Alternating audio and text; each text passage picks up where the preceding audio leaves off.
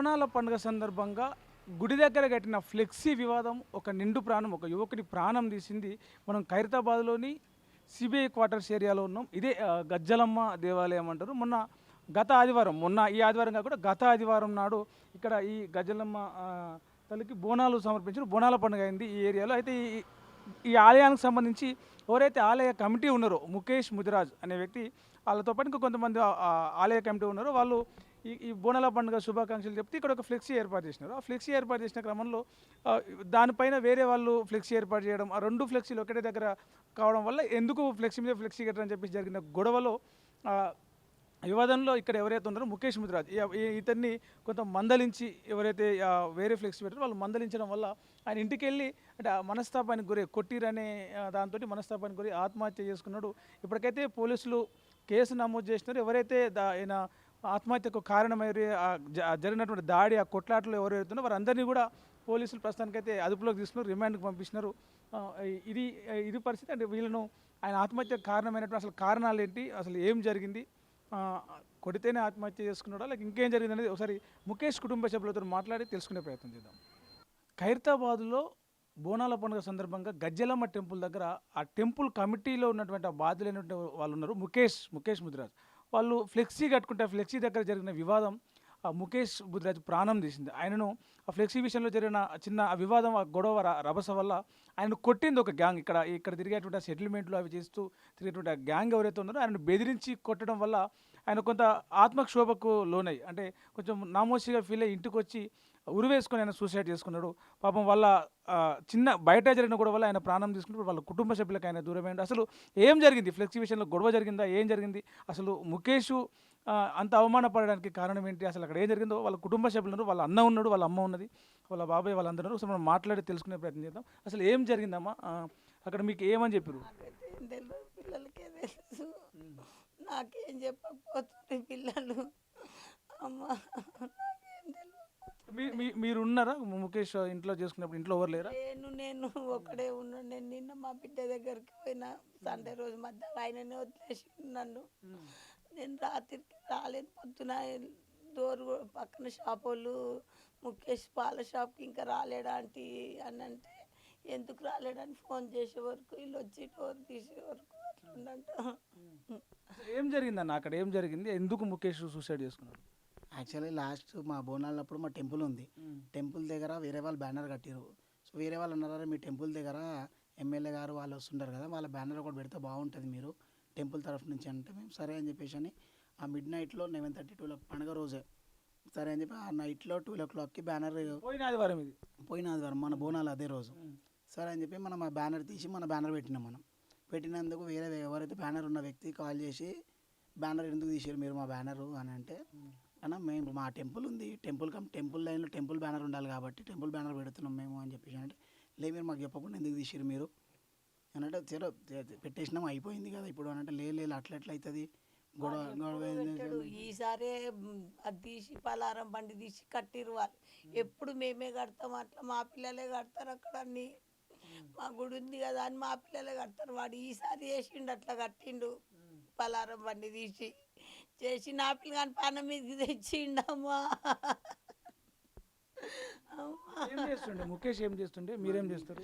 నేను government employee. మా father expire అయ్యారు. మా ఫాదర్ జాబ్ నాకు వచ్చింది, టెక్స్ట్ బుక్ ప్రింటింగ్ ప్రెస్లో నేను జాబ్ చేస్తాను. మా తమ్ముడు వచ్చేసి మిల్క్ డిస్ట్రిబ్యూషన్ ఉంది ఖైరతాబాద్ మార్కెట్లో. మిల్క్ డిస్ట్రిబ్యూషన్ ఉంది. మేము ఎవరి దగ్గరికి పోము, ఏ గొడవలు లేవు, ఎలాంటివి ఏమీ లేవు. అంటే ఎవరైతే ఈయన ముఖేష్ను కొట్టిరో వాళ్ళు అంతకుముందుకు ఎక్కడైనా గొడవలు జరగడం కానీ మాట అనుకోవడం కానీ ఏమైనా జరిగిందా? మాకు ఎవరితో గొడవ కాలేదు, వాళ్ళతో కూడా ఎప్పుడు ఇంటరాక్షన్ కాలేదు. వాళ్ళతో మేము మాట్లాడడం కూడా మాట్లాడకపోతుండే. మేము జస్ట్ మా పని ఏదో మేము చేసుకుంటుండే, మా ఫ్రెండ్ సర్కిల్లో మేము చేసుకుంటుండే, సెలబ్రేట్ చేసుకుంటే వెళ్ళిపోతుండే అంతే.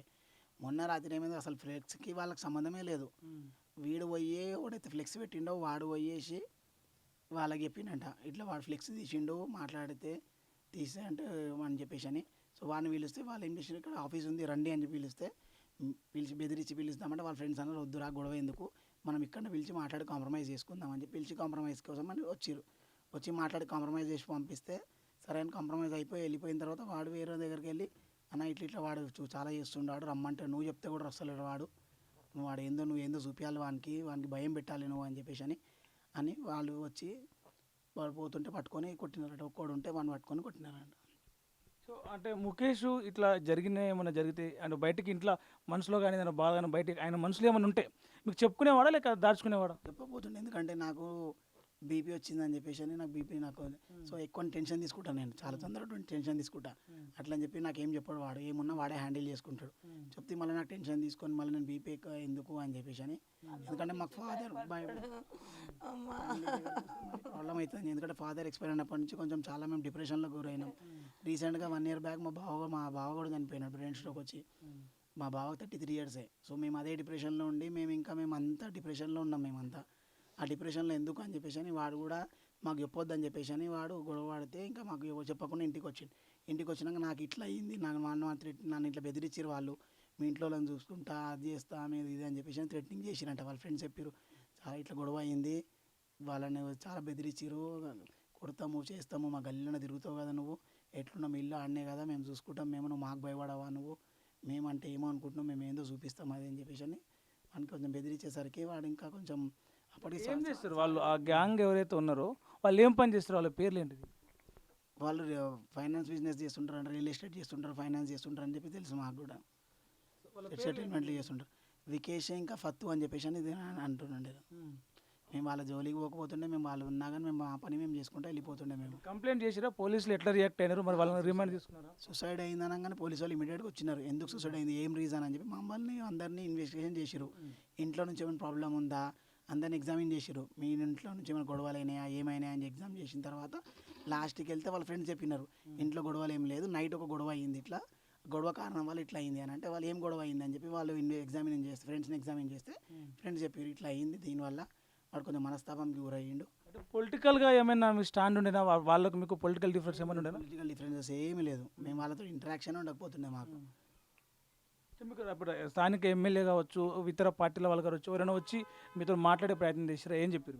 ఇన్సిడెంట్ అయిన వితిన్ 1 hour లోపల మా స్థానిక ఎమ్మెల్యే దానం నాగేందర్ గారు చాలా మా ఇంటి మనిషి మా నాన్నగారి ఫ్రెండ్ ఉండే చిన్నప్పటి నుంచి కూడా సో వాళ్ళు ఇమీడియట్గా వచ్చి వాళ్ళు చూసి చాలా బాధపడ్డారు ఎందుకంటే తమ్ముడు చాలా క్లోజ్ ఉంటుండే నాగేంద్ర అన్నతోటి చాలా ఉంటుండే అన్నెంబడి పోతుండే నా కొడుకు బల్కంపేట్ల మొన్న బోనాలు అయితే పోయిండు సికింద్రాబాద్లో నాగేందర్ ఎంబడే ఉన్నాడు అన్ని ఫోటోలు వస్తాయి ఆయనకి ఎక్కువ నెంబడే తిరుగుతుండే నా కొడుకు పెళ్ళైందా ముఖేష్? పెళ్లి కాలేదు నిజంగా పెళ్ళికి చూస్తున్నాం సంబంధాలు అమ్మా ఎట్లా ఉంటాడు ఆయన మీరు అలా ఆయన బాబాయ్ మీరు ఎట్లా ఉంటాడు ముఖేష్ ఎట్లా ఉంటాడు అందరితోటి చుట్టాలతో కావచ్చు ఫ్రెండ్స్ తోటి కావచ్చు అంటే సైలెంట్గా ఉండేటోడా లేక మంచిగా అందరితో నవ్వుకుంటా సైలెంట్గా ఉంటుండ్రు అందరితో నవ్వుకుంటుండ్రు ఏది పట్టించుకోకపోతుంది డిస్టర్బెన్స్ చేయకపోతుంది ఎక్కువ మాట్లాడకపోతుంది సింపుల్గా ఉంటుండ్రు అంటే గొడవలు అట్లాంటివి ఏమైనా ఉండేనా? వాళ్ళు కాడు ఆయన ఏందో ఆయన వర్క్ చూసుకుంటున్నారు అంతే షాప్ టు టెంపుల్ అంతే.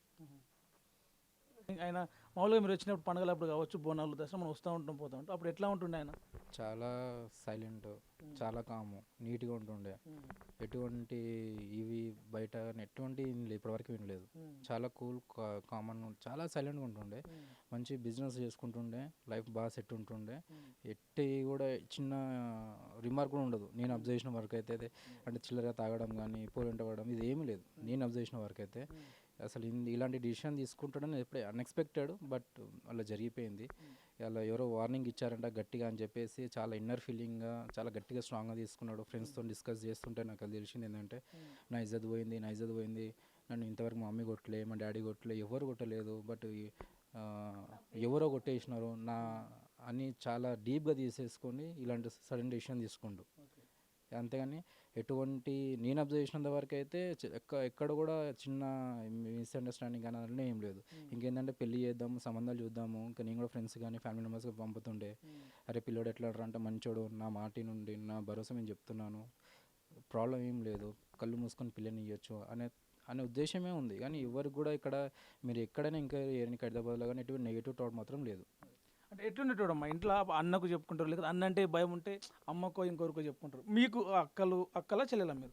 నేను సెకండ్ సిస్టర్ని చెప్పుకుంటూ కూడా మనసులో ఏమైనా ఉంటే బాధ కానీ ఇంకేదైనా సంతోషం కానీ ఎవరికి ఓపెన్గా ఫ్రెండ్స్ తోటే ఎక్కువ ఉంటాడు, ఓపెన్ అప్ ఎక్కువ ఉండడు, సైలెంట్ అయిన పిల్లలతోటే ఎక్కువ ఉంటాడు. మా పిల్లలు, అక్క పిల్లలు, అన్న పిల్లలు పిల్లలతోటే ఎక్కువ క్లోజ్ ఉండేవాడు, వాళ్ళతోటే ఆడుకునేవాడు. మాతో కూడా ఇంటరాక్షన్ ఎక్కువ ఉండకపోతుండే, కానీ ఆయన వర్క్ ఏంటో ఆయన వర్క్ నీట్నెస్ అయిన వర్క్ అయినా చేసుకుండేవాడు.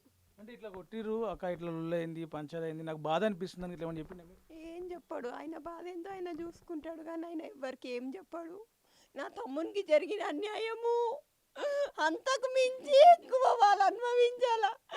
వాడు ఎవరు జోలికి పోయేటోడు కాడు. ఖైరతాబాద్లో 101%లో 0.5% కూడా వాని తప్పు లేదు. వాని మనసు మీదకి ఎంత తెచ్చుకున్నాడు వాడు. వాళ్ళు ఎంత బెదిరించి వాడిని ఎంత ఇది చేసినందుకు వాడు అంత డెసిషన్ తీసుకున్నాడు. ఇప్పుడు వాడి లైఫ్ ఏంది, వాడు వస్తాడా ఇప్పుడు మాకు? మా తమ్ముడు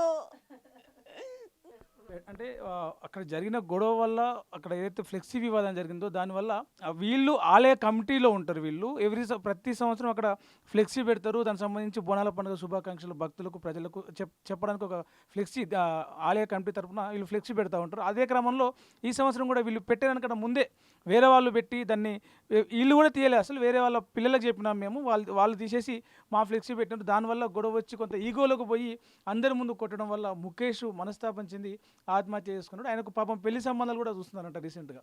ఇక్కడే ఖైరతాబాద్లోనే ఉంటూ పాల బిజినెస్ చేసుకుంటూ ఇంట్లోనే ఉంటాడు, ఎక్కడ పోవడం అని చెప్పేసి వాళ్ళ కుటుంబ సభ్యులు అయితే చెప్తా ఉన్నారు. అసలైన తొలి వెలుగు. ఫాలో వాట్సాప్ @తొలి వెలుగు official.